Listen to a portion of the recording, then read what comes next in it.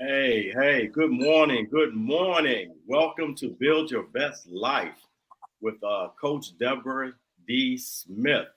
And today, before I even get started, I just want to say thank you. Thank you for having me on as a guest host on your show. My name is Coach Dr. Kevin Wilbon. And today we're going to be talking to three gentlemen that's definitely on the scene, that knows what's going on, that knows what's best, and we're going to have a good time today. And if you're watching today, please subscribe.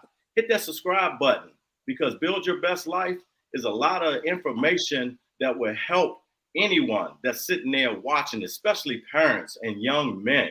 Please make sure you do that. If you're on Facebook, Twitter, Instagram, just go ahead, tweet, do those things, and make sure you definitely subscribe to this channel because it's very, very important. Everything that's being said here is very informative and enlightening and will help young men along their way. Good morning, gentlemen. How are y'all doing this morning? Good morning. Doing great. Good. Good morning. Good. Good morning. Morning. Well, that's great. That's great. Before I get started with anything, I'm going to make sure you guys go ahead, introduce yourselves. Give a little synopsis about yourself. So the audience, can know who you are if they don't, and for those who do know who they are, you already know you're in for a treat today. So I'm gonna go ahead and start with Coach Ricardo Miller. Thank you so much. I am Ricardo Miller. I am in Dallas, Texas. And they say it's bigger in Texas, and so I'm just saying, y'all. Okay. But I'm from the Bahamas. And in addition, not only is it bigger in Texas, but God lives in the Bahamas. So what can I say, right? But I love the Build Your Best Life platform, and it's an honor to be here with you guys. I'm an author of a book called Effective Living. I love the social media platform that allows us to express ourselves, to influence not only the next generation, but people of all ages. And so I'm looking forward to this conversation today. All right. Okay, Deacon Dan Smith. Good morning. I'm Deacon Dan Smith. I'm out of Jacksonville, Florida, the Sunshine State. Yes. I'm a retired law enforcement, 40 years. And now I'm an entrepreneur. I have a handyman service and also a lawn service. And I am the chairman of my deacon board at St. Paul Missionary Baptist Church, where my bishop, L. John E. Guns, is our bishop and pastor. But it's great to be here. And I am the husband of the author of Build Your Best Life, Coach Deborah D. Smith, and she's one beautiful lady, love her to death. We have 4 kids and 6 grands. I better make sure I mention them. And all of them are doing well. So yeah, I'm just glad to be here, and thank you. Okay, and we have Elder Joseph Levitt. Yes, sir. Good morning. Good morning to you and to all my brothers. I'm Joseph Levitt. Of course, I'm also in the sunny sunshine state of Florida, in Jacksonville. I am 30 plus years retired Army. I'm also I've been a preacher for probably about 12 years now, close to 12 years. I always have enjoyed pouring into the lives of young men. I've been doing it like so many years now. I've done it in part with Operation Save Our Sons and the Difference Makers program and things like that. That's led by Bishop Guns as well. And so I'm always excited, and I'm looking forward to the conversation today. I am married, of course, to the lovely Tony Levitt, who everybody knows. I call my hottie. I'm married to her, and we have 4 beautiful, wonderful children and 9 grandchildren. Lord Jesus. Wow. 9 grandchildren. We love them all, and we enjoy all of that. So I'm looking forward to the conversation piece today as well. Thank you. Okay, that's great. That's great. And I'm gonna go ahead and give a little synopsis about myself. I'm a doctor, Coach Dr. Kevin Wilbon. I'm raised in Washington, D.C., but I reside in Waldorf, Maryland. I'm an athletic coach for over 35 years. I am also a retired military Army veteran of 24 years. Cool. I'm an educator. I'm a mentor, motivational speaker, and I love giving back in any kind of way that I can when it comes to the youth out there. And, today is going to be a great, great conversation. And I can't wait until we get into it because it is something that needs to be discussed. And I'm looking forward to it, as well. I've been married 26 years. I have 3 sons, and, I wouldn't change it for the world. Everything is going great. My 3 sons are doing great, and that's all, you can ask for in this world to make sure that they're on the right path and they're doing good. And God has blessed me with that. So we're going to get ready to go right into our subject today. And our subject today is sex education, real men talk. And we are real men. So we're going to go ahead and talk about this thing. And we need to go ahead and put it out there. And for those that's viewing, we would love to see your comments if you have any. And we're going to dive right into it. And, sex education, a lot of people, don't like to talk about it. And then you have some that's very inquisitive about it. But us as men trying to mentor young men or our own or anyone that we come in contact with that we care about, this is a touchy subject. So let's see what we can do to help anyone that's sitting here watching, us today, and maybe they'll get something out of what what we're talking about. So for the first question, it is, why is sex often a taboo conversation rather than, let me have this critical conversation timely? Why is it a taboo conversation? Coach Ricardo Miller, can you enlighten us on that? Man, I'm going to try my best. Hey, listen, I'm not hosting this one, so I'm so glad it's in your hands. That's wrong. You got the hot topic, man. I thought it's a very hard topic.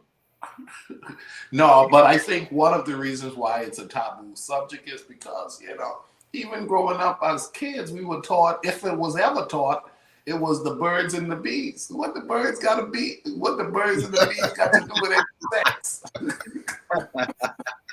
And so our parents, they were shy. I think they were uninformed. I think sex education came through inquisitiveness. I think, just when you get to the point where you start to be curious, you start to pursue and you start to waller around. And then when adults see that you have some inquisitive, that's not for you. I just want you to know, one day I'll talk to you about the birds and the bees. Nobody talked to me about the birds and the bees. Okay, no. Well, what you gonna say about the birds? What you gonna say about the bees? I didn't know the birds and the bees go together. Yeah, right. And birds and the bees go together.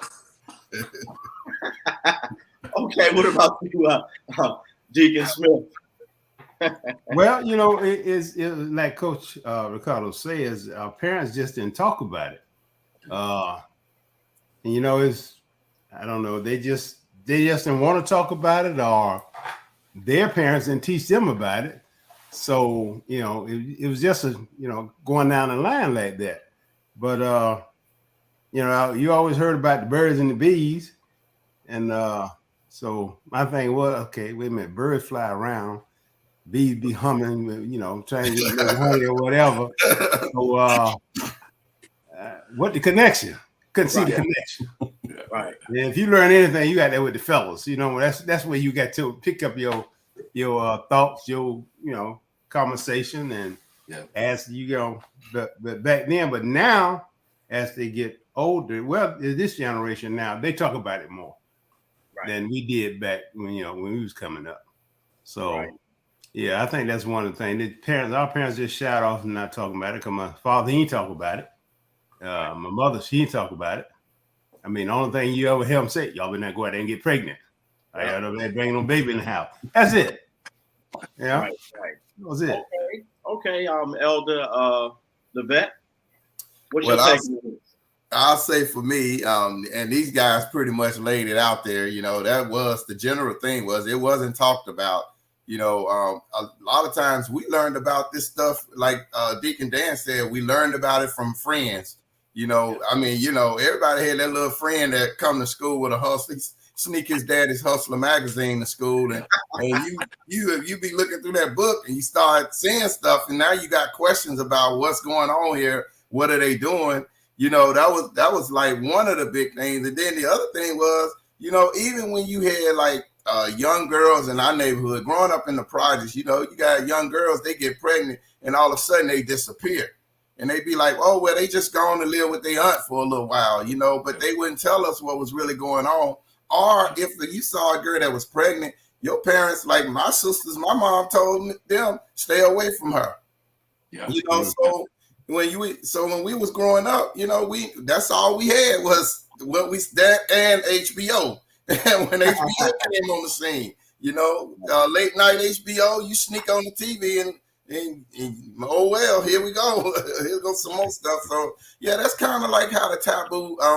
I share in the same sentiments of the other gentlemen that, you know, it was just something that wasn't talked about when we was growing up.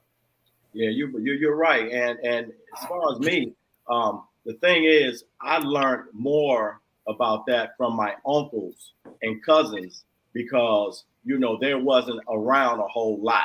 So you tend to be able to talk to someone that's not really there all the time, you know, than your own parents. I know my parents, they actually did not talk to me about that. You know, it was just like, you know, all three of you said, you know, I've had to learn it out in the street, you know, by hearsay or walk past one of those adult stores and look in the window and, you know, you see those books and everything, sneak into the store and stuff like that. You know, I grew up in urban parts of Washington, D.C., and all up there on 14th Street, that's all you had, those strip clubs and adult movie stores and stuff like that.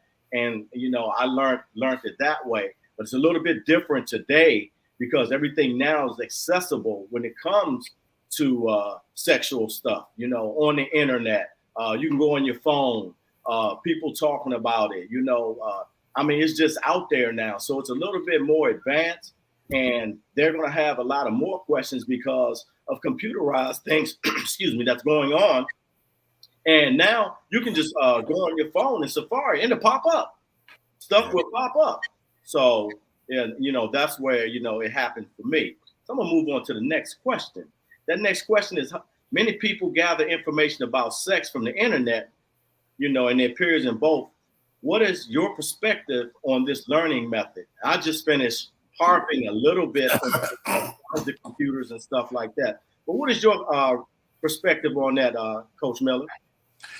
I think the internet would probably have a little bit more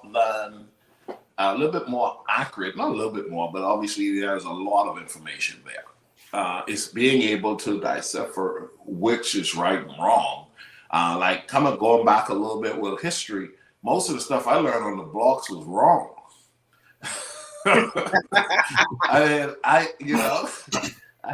I've been an adult now for a while, and I realized what they said on the street just didn't help me out at all.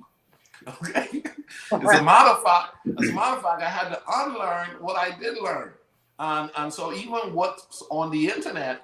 I mean, there's a lot of information on the internet, and there is a lot of information being placed on the internet. We're on the internet right now that is actually trying to provide good information. The problem is the good information doesn't come in the form of the yearning desire that oftentimes people pull from. So pornography probably is the most dominant message board for sexual understanding from the internet. And so I think Google says sex and pornography search is the highest search on the internet. The problem with that is, similar to the streets, that's a lie too, okay? Because that's a show, and these dudes talking from what they don't know. So to find the right information, you got to be a one who want to learn, and more than likely go to the internet not for visual understanding, but for really somebody dissecting and understanding as to the pleasure of a man or a woman in that of a relationship in regards to sex. Right, right. Exactly. Okay, Deacon Smith, what's your take on that? Well, I agree with Coach Ricardo, but I know like a lot of porn. I know a lot of porn is just misleading. Yep. Because what they're doing there is it has no relations to for as a male or female or how they feel or whatever. It's something they put together or something they they're doing, and I mean by being lawful, I've seen some from the young people to the older people that's been in them porns, but you have some information, and it's so much different information out there on that internet. But then again, you got stuff like you get stuff from Mayo Clinic. They got information out on the internet. It's just variety for sex education. And I just think really if you just maybe if we just have to look at it and dissect it and break it up and okay, well, this good, this bad, based on our experience that we have now, because we're more experienced than we is now than we was back in the past. Okay. So, and I just that's the way I take on it. Okay. What about you, Elder Levette? Well, I'll say too, for me, that go along with the other gentleman. The problem with the internet is that all of that information is there to view and see, but there's no education in it. Right. So they're looking at something and they're seeing it being performed, but they don't know all the education behind it, because they don't know that there's diseases attached to that. They don't know that there's possible diseases, there's possible pregnancy. Well, we would talk, hey, that's an 18-year that's an 18-year mistake, as they say. But when you're a young man, so that's the big problem. What happens is they see it on the excuse me, they see it on the internet, and then they talk to their peers. So both of those two things are right when it talked about the internet and peers, because they look at it on the internet, then they talk about it and they share it. They also share it with their friends. And so when that happens, they begin a conversation, but none of them have no education. So they just talking about what they see and how they see it and what they want to do. So that's kind of like, I think that's the issue of having all of this stuff throughout the internet, all of the pornography and all of that that's out there has no education attached to it. Right, right. I see up on the screen from Karen Miller, she's saying parents need to be okay to discuss the sex topic. They can get educated from you or from the internet. And that is completely true. We need. All right, Karen Miller. No, all right, Karen Miller. Got your wife up there putting that thing up there on there. Yeah, but what she's saying is absolutely correct. We need to definitely be able to be okay with talking to our, kids or, sons or even daughters, definitely about that, because, it's something that's going on and it's major. It's major. It's happening. It's more faster than it was back then. Things are more moving fast. So we definitely should be able to talk about it. Also see Tony Levette, she's saying deciphering misconceptions is a big one. Yeah. And it is. And Coach Ricardo Miller just hit on that. What you hear and see in the street is not exactly what it's supposed to be or what it should be. So you can get misled on listening to what people are talking about in the street when it comes to that. So we have to be conscious and we have to be serious about talking to people when it comes to sex.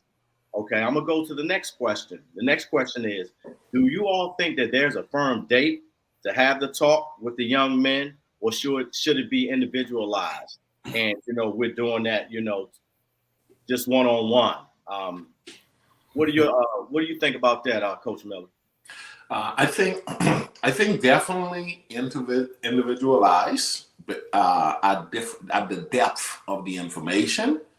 But I think it's important that we go for having a healthy conversational setting in our homes. Right. You know, having a healthy conversational, hey man, we talk about it all. I found, having grown up on the street and having gotten to a place where I've been around enough decent, professional, well-informed individuals, that the people that were the most informed and weren't afraid of taboo subjects were the ones who kids actually did better with the subject. And so I teach that difficult conversations build for healthier relationship. Or sorry, whenever you're comfortable having difficult conversations, and difficult conversation is not something you even call difficult anymore because your environment speaks to, let's talk about that, and it doesn't feel weird, I think you're building something really well. I know for me, when my son, I think I was a little late. I think when his shower experience started to take a little longer than it was supposed to, I was like, hey, how long are you in that bathroom, boy? Okay. Okay, I think we need to talk. Okay. Gotta have that talk. I'm gonna pass it on from there. Okay, Elder Levette, what you think about that? Man, that's a tough question too. But I will say, from my perspective too, that talk, especially when they start asking questions around it, when they see it, when they've been exposed to it. And a lot of times, if your kids trust you, they'll come to you and start asking questions. You know, I saw this today. I saw that.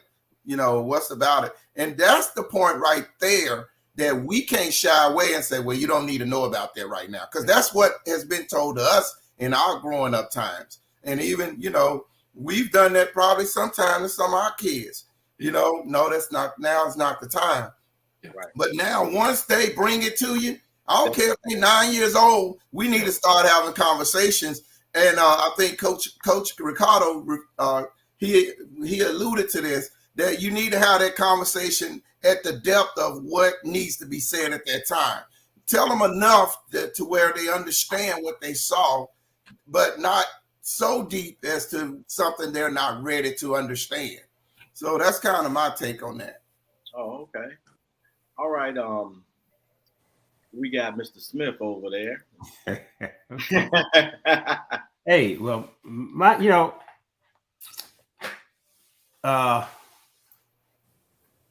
I guess, you know, when they start talking about it, like the Coach Miller and Elder Levette says, they start asking questions. That's the point you need to talk about it. But I had another little get that I used to do. I have, you know, they get with me, and I might throw out a question at them. That's good. I like to see where they're coming from, right, what their thoughts is. And when I do that, they look at me. You know, I said, wait a minute, don't stare at me. It's a simple question. Right. You know, tell me what you think about it. What's your thoughts? And they'll start talking. Yeah. And if they're going in the right directions, they're going the wrong direction. They say something wrong. I said, wait a minute, hold on, let me ask you a question. So you telling me ABC going to CDD, you know, like that. And then, oh, wait a minute, hold up, Dad. That's not right. No, that's not right. Right. So now this is how it's gonna go. Right. So, you know, then this is how it should go. So yeah, it should be individualized, and you know, we should talk. I mean, age-wise, you know, say you take a 9-10-year-old, he done saw something, seen something. You know, you don't go in depth with him on that. Right. Find out what he's looking for, right. And that's how I determine. You know, hey, I might as well say I interview, investigate, and you know, determine where they're going and see how they feel about it. Okay, so time frame varies, and right. It really depends. It depends on if they come to you or not, if they seen something that they not sure of, or you know, you can tell that there's changes and they want to talk about, you know, sex or anything like that. So age really does not make a difference as long as they're able to understand. They come to us and we're able to explain to them and they're able to understand. Yeah, but you know, one thing I know I did, I pop a question, like I'm telling you, I go, you know, pop a question to them, and I found that it break that barrier. well, they can come and talk to me about it. Right. With any hesitation or whatever, they come straight and talk to me about it. Okay, they do. Let's sit down and talk. Okay, Coach Miller. Yeah, well, I want to add to this as well. I think two things you wanted to: the high use of internet and the changing of the body. Both of them demands that this conversation be monitored and introduced. If you're on the internet a lot as a young person, you're going to come across something that's going to feed your interest. And I think if a parent knows their children or their child is on the internet a lot, sex education needs to you need to try to head the curve on it, because the internet is going to lead. One wrong search word will introduce them to something you as a parent may not be able to now properly help them to understand. And the second one is, you're not talking to her or him or them, and you clearly see they're growing up. Their body's changing, their tone is changing, their behaviors are changing. That maturing element is kicking in, but you're avoiding this conversation. You got to have it. Right. Okay. I had to add one more thing. Go ahead. I've noticed young ladies are more mature than our young men. Yeah. So that's something that, I thought, wait a minute, hold on. No, these young ladies are really mature than our young men. Yeah. So that's something else we really need to look at too. Yeah. I think, do you all agree, and we could talk about this just for a minute, do you all think that's because women are a little bit more inclined to help their daughters to embrace growing up a little bit more than boys? Because a lot of boys, the areas that speaks to manhood, a lot of men don't take the time to help them to grasp. So they oftentimes get manned up a little bit when they go off to college, when they join the military. That's sort of when when life punch them in the face a couple of times. But a lot of times, young ladies are starting to frame in their maturity. Sometimes a mom, as soon as they're about to hit teenage years, I think when their menstrual cycles probably kicks in. I don't know if women, if that's the time they probably start to consider communicating different. But what do you all think about the men being that slow? Because I so agree with you, Deacon Dan. Brothers, men, boys have a tendency of being so far behind when it comes to that maturity standpoint from a female position.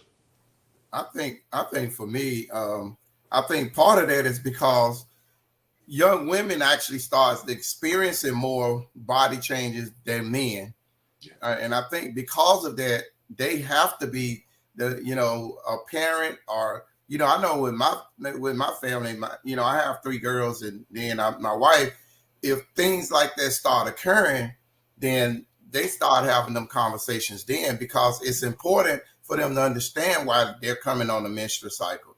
And they need to understand that while they're growing, where they're starting to grow breasts and things like that, they need to understand that and what that means, and that, whereas men, we had one little area we start growing, and but it's not, it don't have a whole lot of sexual connotation to it until they start getting a little older.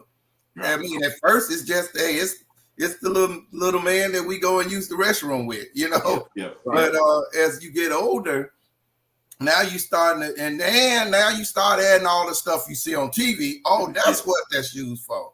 And then when you see that start happening, that's when you really know you got to start having that conversation. I mean, Coach Ricardo gave a great example. Hey, you spend a extra 20 minutes in that shower. What's going on here? What you trying to discover? We talked about that on the last episode. Yeah, I'm wondering why my water bill's so high. Right. I know it ain't me. I'm not in there like that. Right. So what's going on? That water bill, $300, $400. So you know what? But exactly what you guys were saying. I agree with everything that you're saying about that. And it just seems like our guys are just lagging behind. And it seems like that they're like either timid or just shy about talking about it for some reason. And the reason why I said it, because I was one of those. I was one of the ones that really was, hesitant to actually want to talk about. When someone used to talk about that to me, I used to feel kind of like embarrassed. Yeah. And I mean, that was me, growing up. Everybody may not be like that, but I was like that. I was a late bloomer. I wasn't out there, running the streets and, trying to do that like all the, I played basketball in high school, and after the game, these guys had girls left and right. I go home, So my thing is, I wasn't one of those that was out there like that. So I was a late bloomer. So I do understand that we're lagging behind as far as young men. And that's one of the reasons why we definitely have to have that talk with them, because like I said, things are speeding up now. Everything is out there. And when they see these young ladies nowadays, they look like women. They look like women now, and I know back in the 60s, I was actually watching something yesterday, and it was a movie, it's a black movie about the 60s and stuff like that. I was looking at the women that were 14 and 15. They look 21. Back in the 50s and the 60s, they looked like they were 21 years old. So, I mean, and it seems like it's revolving now. It's like that now. Again, I know when I was coming up, when a young lady was 12 and 13, she looked 12 and 13. Right. You know what I'm saying? But now you go to these high schools now, you don't know how old these young ladies are. Right. Their body's changing. So, and with that, guys are looking, hormones raging. Next thing you know, it's time for that talk, So yeah. So I'm gonna go ahead to the next question, and the next question is: did someone have that talk with you about sex? And if they did it negatively affect you or positively affect your life? I'm gonna go to Coach Ricardo Miller on this one. Man, nobody had no conversation on me. It's just terrible. I just was guessing my way through, man. Is those VHS cassette that I found in my mama's room? Yeah, the VHS cassette. VHS, man. Those we put them in, and I used to have to try to figure out how to rewind it back to where it was, so I could leave it. But that was sex education for me and a couple of my friends. And that was horrible because I didn't grow up with a father in my home. And then, like I mentioned before, they had the stores that had the little magazine, or word on the street, Tony down the street, he found his parents' VHS cassette. He found the stash and nobody home on Saturday, and 4 or 5 of us over there watching. We all excited thinking, okay, that's that. So now we're going to come out on the street, try to run down a girl and kiss her or something. And it's like just a bunch of wrong information, wrongly it wasn't helpful for me. It wasn't helpful for me. And then when I became a teenager, the guys had what we would call the guy talk on the corner.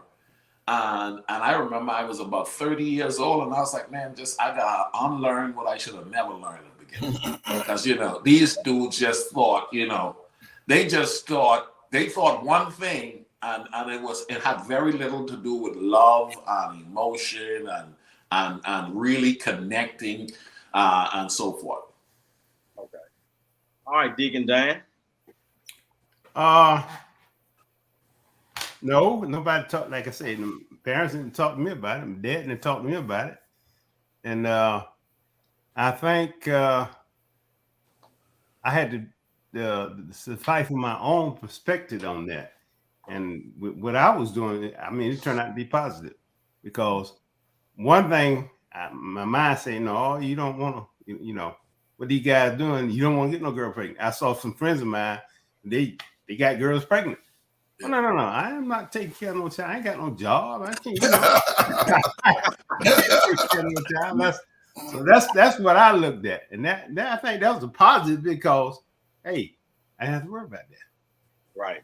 That's right. And, and just like Coach saying about the maturity of these young ladies, I'll be looking at some of these, just had a school officer was fired, having a relationship with a 14-year-old girl. Wow. Yeah. But the key to that, you can find one, a female, maybe say she might be 13, 14, have a 21-year-old body. But I found to say the way it will be working, I found that if you listen to how she talk. There you go.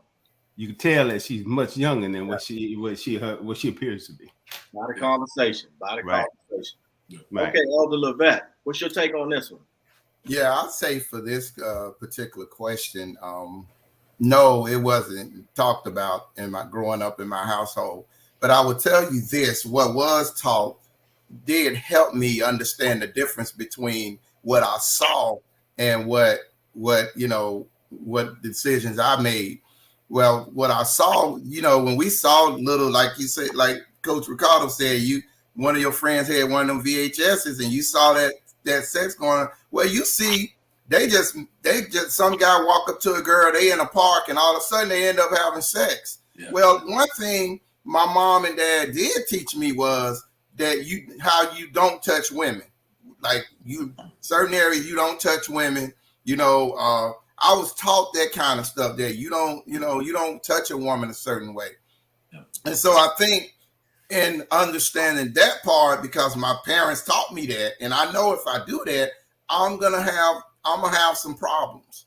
My mom and my dad gonna get on to me if I touch a girl if they find out I touched the girl in the wrong way. So I think that was a little bit for me a way to delineate between what was right and wrong.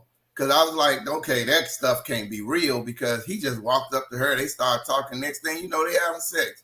That was the wrong education. Yeah, there was no education in there. That was totally the wrong way, because it'll never happen like that. It wouldn't just happen like that most of the time, 9 out of 10 times. So that's kind of like, it wasn't talked about. We just kind of, then I would say, as for me, I think it impacted me probably positively, because being in the neighborhood, sometimes when you grow up in the projects, a lot of things do happen early. So you see a lot of girls getting pregnant at 14, 15, so in a way that was education for me. Like Deacon Dan said, hey, I can't even take care of myself. How am I gonna go out there and try to get a baby that I got to take care of? So I think in a way, some ways it affected me positively, but then in some ways it affected me negatively. Because even when I did get out there and you start finding out stuff ain't exactly like it is in the movies, right. That there's some other stuff to go with all of that, like they said, no feelings involved, you have no feelings involved, and you just doing it for a sport, so that was kind of my take on that question. Okay, your wife has posted, did anyone have sex education in school? I know I didn't have sex education. They didn't have that when I was coming up. I'm probably, I don't want to say I'm the oldest that's on this panel today, but I know back in the late 70s, that's when I was in high school. They didn't have that in school. What about you gentlemen? Did anybody have sex education when you were in school? No. Nope. Okay, so we got the answer to that one. None of us had sex education. I don't think we still do. I don't think they still teaching it that I recall. I mean, you guys seen it being taught in school or offered? Well, believe it or not, I have seen that curriculum. They do have sex education here in Maryland. They do have that in school. They have it with health.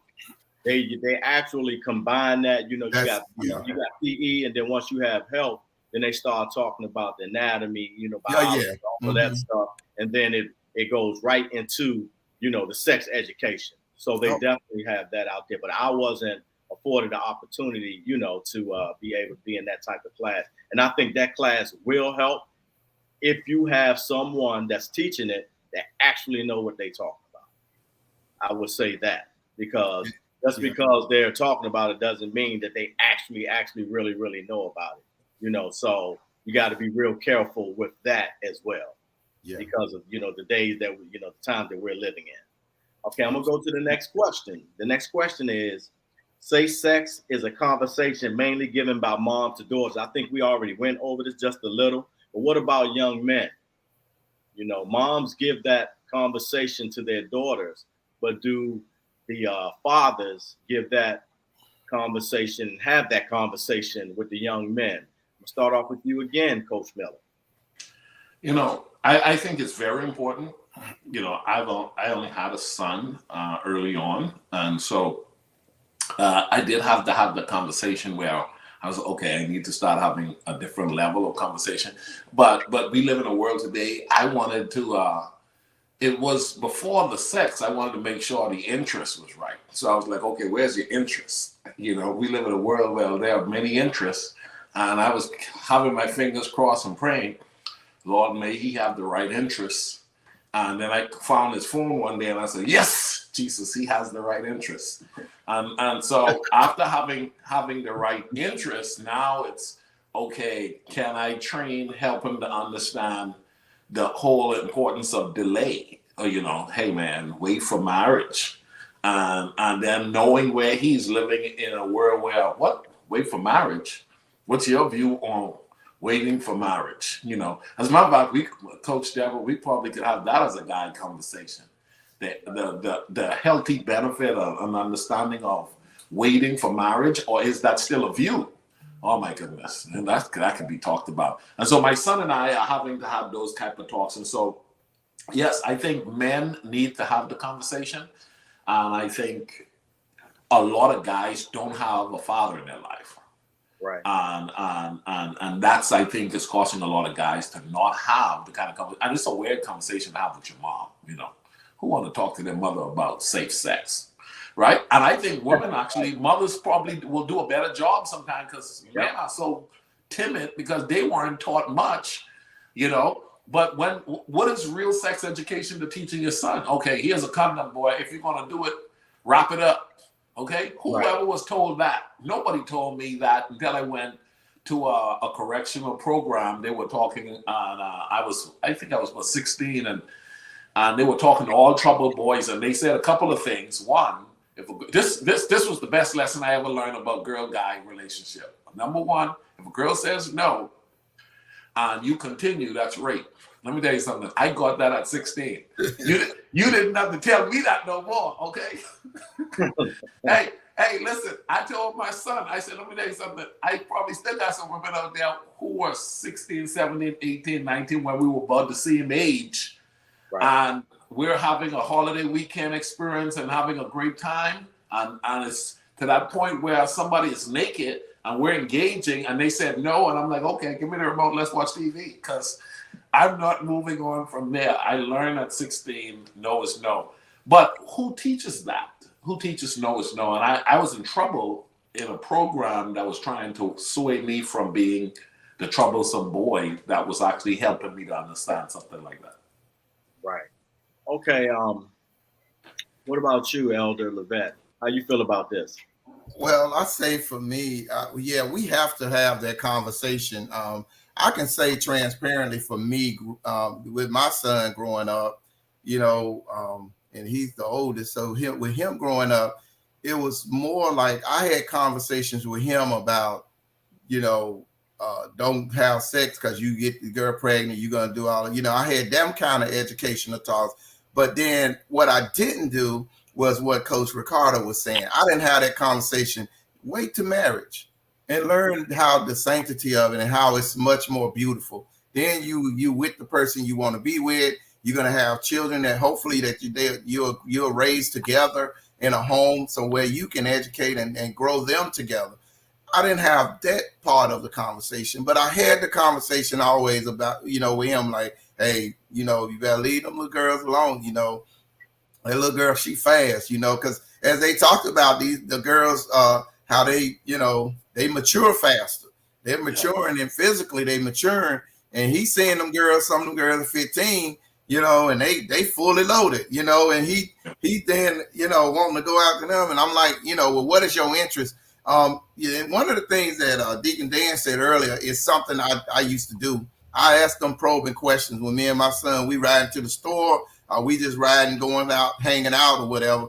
Hey, you like that girl? What you doing with her? You kissed her yet? I'm asking questions. Like, you done kissed her yet? You touched on her butt yet? What you done with her? You been squeezing on her? Because if we don't ask those probing questions, and a lot of times he'll open up to me. Right. Sometimes he'll be truthful. Sometimes he, I can tell when he ain't because he hesitant, or either he real, he fumbling over to answer that question. So yeah, that's kind of where I see that question is. We gotta have that conversation, and we gotta have it when it's appropriate. Yeah. Right. Okay, Deacon Dan. Well, it's a young lady. She might get me by saying that offer Build Your Best Life. I mean, these young fellas, our kids coming up. Hey, you better cover up, you better put a raincoat on. You don't need to do it at all. But if you do, you better put a raincoat on. And that was her perspective of telling them you're gonna have safe sex. You gonna have no sex at all. Right. So I mean, she wasn't on when I heard parents, some single parents, as you say, would tell their sons. Yeah. Some of them they want to tell their sons that. Yeah. But that's something they, they need to be known. Because if you don't, you never know, you never know what could happen.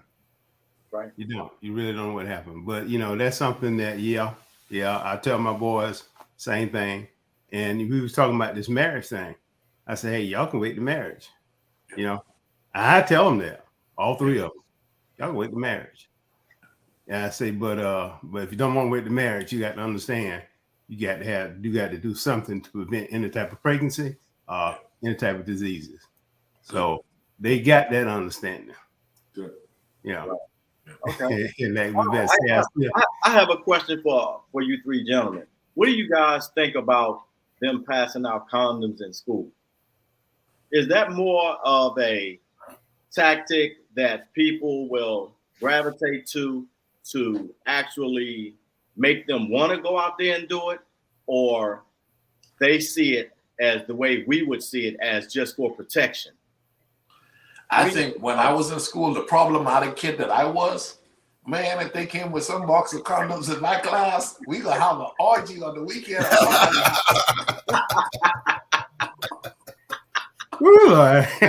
Hey, condoms mean sex, and go sex as fast as you could have sex. Condoms was not to just be kept, so condom to pursue. That was the whole energy vibe. From when I was on the street, you go get condoms when you're in pursuit. So I think it feeds the sexual activity level. I don't know, but other gentlemen. Okay. What about agree with you on that, Coach Ricardo? Because to me, that's something that that's saying that it's fine for y'all to go ahead and do it. Here's what y'all need to have. Yeah. So they're providing that. So that's just a sedative. To push them to do it. Right. Okay. Yeah. What you think about that? I mean, yeah, if you just handing out condoms with no education, if they ain't been educated about it anyway, first of all, that's already, they already gonna be behind the power curve, because you're gonna be giving them something to use that they know what to use it for, but they don't know they don't even know how to use it. But there's a certain way you supposed to put a condom on. So if they don't have no education with it, but I don't think they should hand them out in school, because I think you're promoting that it's okay to go do it. Just put this on and you'll be fine. But they don't understand you can still catch diseases with a condom on.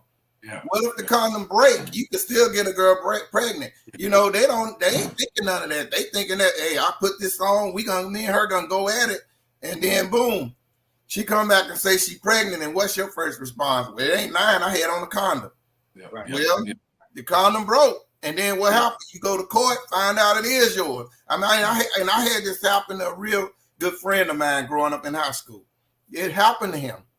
Now I don't know if she poked the hole in it, whatever happened, but I do know that's what ended up having to happen, because he swore out I put that condom on, but that was one time. One-time incident that happened, and this guy ended up and this girl ends up pregnant, and it's his. Yeah.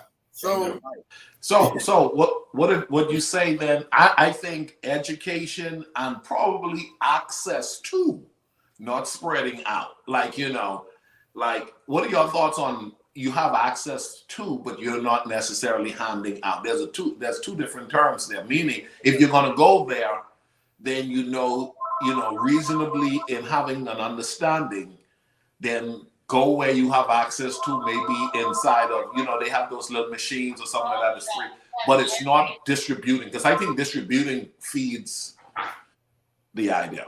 I think that's a great idea. And then you will definitely know the ones that, just out there, just trying to do it and not worrying about the education versus the ones that really want to know and definitely want to learn before they go out there and use them. I think that's an excellent idea. Okay. Hey, Ella Levette, man, I hated for that dude who one time, and it was one time. Here's the thing I want to, can I throw a little flip side to this? Go ahead. Because here's the other piece. We got girls out here that's starting on birth control at the age of 14 and 15 now. So we're, in the same sense of giving guys condoms, is it right for them to start them on to prevent them from making that horrible mistake of getting pregnant? Not a mistake, but prevent them from becoming pregnant. Here we go. That's kind of a toss up on both sides. On both sides. You're exactly right. Well, let me throw a little kick in there. Go ahead. What you got to realize, and I found out this, medically, a lot of girls that are 14, the doctor would question them to start using those type of birth control pills due to the fact of their menstruation period. Right. Yeah. So that's why a lot of them had to start using them, and which help them with pain and whatever and stuff like that. But I found that a lot of doctors, a lot of young ladies were put on that at age 14, 15s, like that, due to the fact of that. Okay. Yeah. But that didn't give them the as always explained, that don't give you the right to go ahead and do, have sex because you are on that. Yeah. Okay. All right. For our final question of the day, one word has ruined many lives, both male and female. Okay. And let's talk about no means no. Can anybody enlighten me on that? Let's talk about no means no. I got to jump on that one, man. I told you. Hey, listen, if there was never a lesson I learned, I am comfortable at 46 years old to say persons I dated when I was 19, 18, 20, 21, and we would go out, have a great time, rent a hotel room, and I'm thinking this is going to be on, and she says no, and I'm like, okay, you ain't got to tell me that twice. Because I remember, man, I ain't going up for no. Okay, she said no.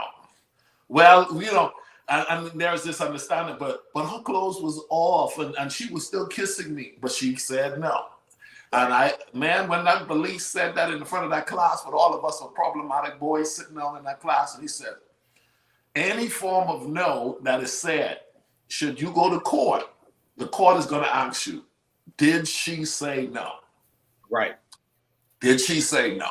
I'm like, listen, she's like, well, I changed my mind. No, you said no, we'll have to try this another day. No, you're right. You're right, because no is a powerful word.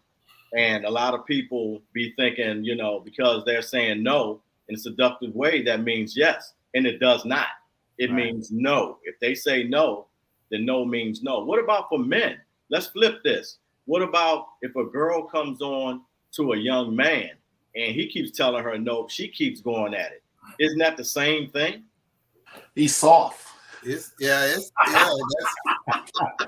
gonna call him something now. They're gonna call him a little, they're gonna call him some words out of his name. They're gonna call him a sissy. What's wrong? You like girls? You like boys? And that's the pressure we as boys and men growing. That's the pressure they have to deal with, because it's a boy being, the boy telling the girl no. That's pressure. Because you telling that girl no can make you look weak. It can make you look soft. But at the end of the day, you got to start thinking, hey, the consequences. And I think we teach, and we got to teach consequences in a way that they understand. Yeah. You know, if you do this, you can be charged. Even as a 14-year-old, you can be charged with rape. Yeah. You can be charged with sexual assault. Whatever it is, if that girl say no, and the same thing with a guy, you know, hey, that girl, what that girl gonna do? I mean, you know, what's she gonna do? You know, is the guy gonna end up giving in? You know, if she's very aggressive, you know, and I mean, Coach Wilborn, that's a good question, because for guys, it's hard, especially young guy, when we 14, 15 in that age, and we already dealing with hormones. Right. It's hard for us to say no. That's right. And so, you know, we would hope that girl say, okay, well, we'll wait. I'll leave it alone. You know, I'll go to somebody else, whatever. But when she do, she's still gonna talk about you. Right. Hey, when I was in school, they would close the doors, have somebody standing at the door, and you got a group of girls and a group of guys in the class, and then they'll put a name in the bucket. And guys, girl, and you had to kiss the girl, you know. And this were trigger elements, you know, like whoever name pop up, who could kiss the best and so forth. And so I mean, if you're in the room, you're in the game. And I'm just talking about this sexual energy behavior. Wow. Right. That sometimes, okay, I say, I don't want to kiss her. Oh, why you want to kiss her? Oh, you kiss her weak. So now they're saying, oh, you ain't got no game, but now you got a guy who kisses a girl extra strong, and now all the girls saying, I want to kiss him, and now he has this sexual drive going. So there's a lot of peer pressure about the no and the yes. So the girl said, I didn't kiss him in the room, but I wanted to kiss him, but he said no later. Now he's labeled at school.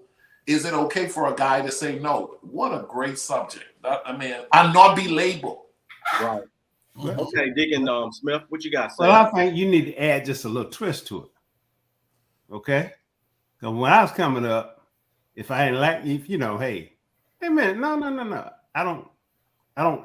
I'll say no.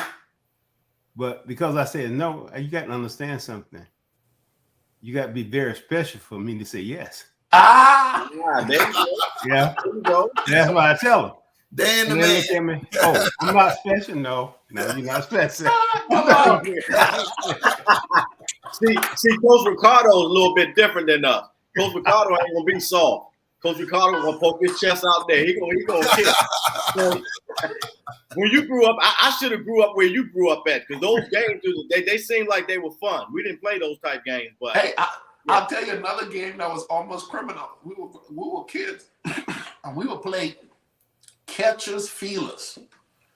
Okay. And the girls would have to run, and you catch them, try to catch them, to touch them. Oh, really? And that was a neighborhood game. That was aggressive. That was strong. I would have been winning because I was on the track team. I'd have got a lot of fields and a lot of touches back then. I'd have had my choice of anybody I wanted to touch.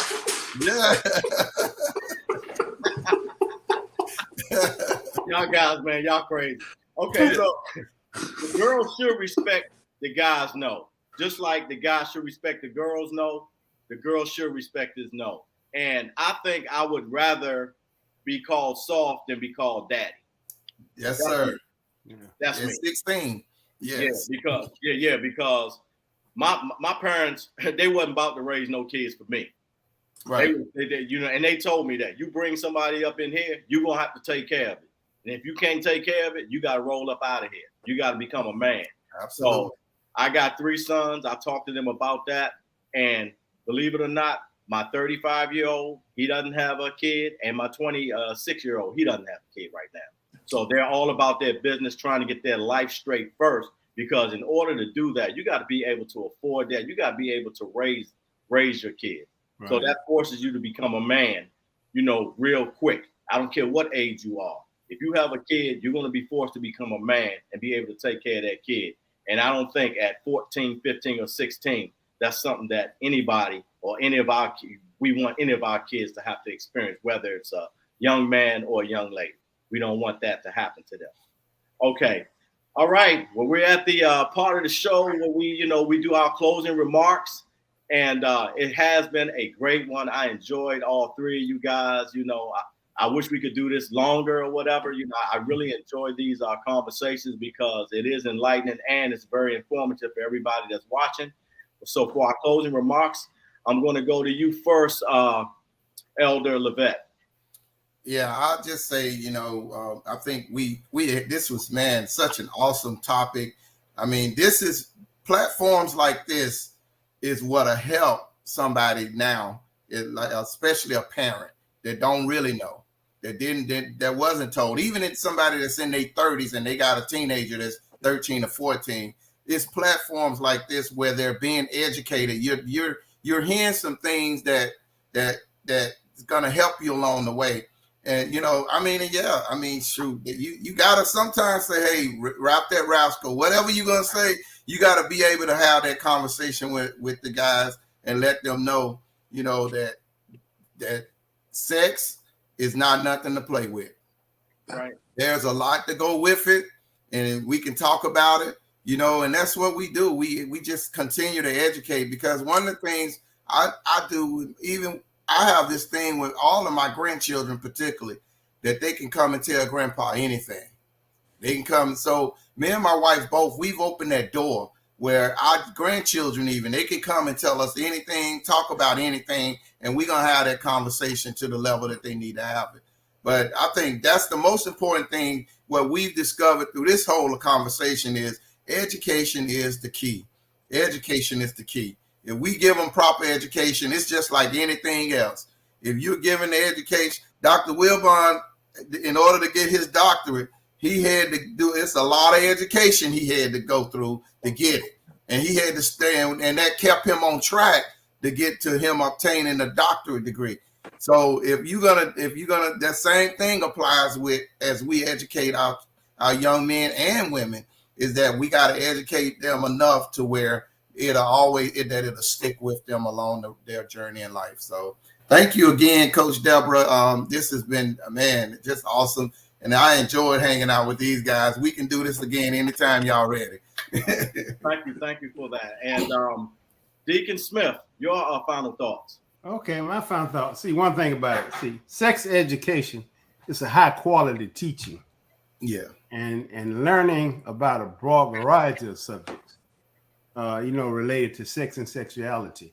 So that's why I look at it. It's not just a teaching. It's a high quality teaching, because this is something that's going to be instilled into us for the rest of our lives, which would be a positive for us, not a negative. It'd be a positive, added along with the other things you learn. But it was a great time, always. Levette, you great. You added on to us today.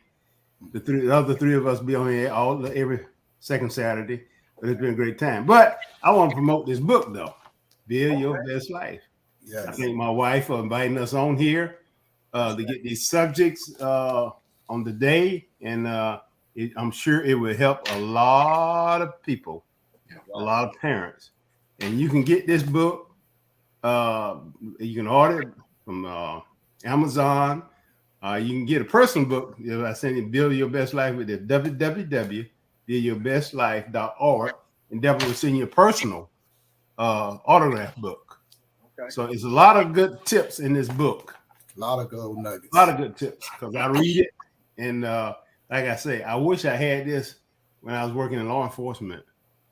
I think I probably bought maybe hundreds of them. Just have them there to give out to the young men that I run across, our young ladies. Okay. But thank you guys. It's been a pleasure, and always been a pleasure. And like I always say, great men's, great minds. Definitely appreciate that. Okay, Coach Ricardo Miller, your final thoughts. Yeah, I want to say, man, I think this subject is such a critical one. I think in closing, I would say for adults of all ages, not to make the term sex a taboo subject. It should not be something that makes the air, sucks the air out of the room when you bring it to the table when it comes to the family. The Bible talks about getting understanding. And so I think it's important for parents to do their due diligence, to not talk from their feelings or what they once heard only, but to do their proper research and clear yourself to be able to talk to your son or your daughter appropriately. And then last but not least, oftentimes people move away from the subject of sex because it falls under difficult. You know, oh, I don't want to talk to this daughter or son. It's your daughter, it's your son, it's your child. Right. Let's all, everyone that's watching and listening, get to the point where difficult conversation is no longer difficult. It's just a conversation. Okay. You know, Bill, I'm in this season of my life, I told my son, just as you mentioned, Elder, talk to me. My bonus daughter said to her, talk to me. I'm here to help. And so don't be shocked, and just understand if it's a subject that needs to be talked about, and sex is one that needs to be talked about when you have children and teenagers. Prepare yourself for it and welcome it. Right. Okay. Thank you for that. And in closing, for me, I just want to say, first of all, I want to thank Coach Deborah Smith for having me host today. I enjoyed it. You know, I had a blast with these three gentlemen. And make sure you get that book, Build Your Best Life. Also, make sure you get Ricardo Miller's book, Effective Living. He also have other books on Amazon, Barnes and Nobles, and I mean, just go to his website. Effective Living is out there, and you know it will definitely broaden your horizons. Make sure you get his books. Also, you know, as far as I'm concerned, you know, I have a YouTube channel. Go ahead and subscribe to me at Dr. Kevin Wilbon Sr. And you can go to my website, motivatetoeducateyou.com. I also have 3 books that's out there on Amazon and Barnes and Nobles. And last but not least, go to authorreputation.com for my books. And I just want to say thank you so much to Deborah for having me on. This has been a blast. I enjoyed you 3 gentlemen. You know, you guys got class, experience, and hopefully all 4 of us can get together and do this again someday. And subscribe to her channel. Make sure you subscribe to Coach Deborah D. Smith YouTube channel. Please subscribe. And with saying that, all I can say is God bless. Keep your head to the sky because all the blessings come down from above. I'll see y'all guys again. Peace out. Peace out. Peace out.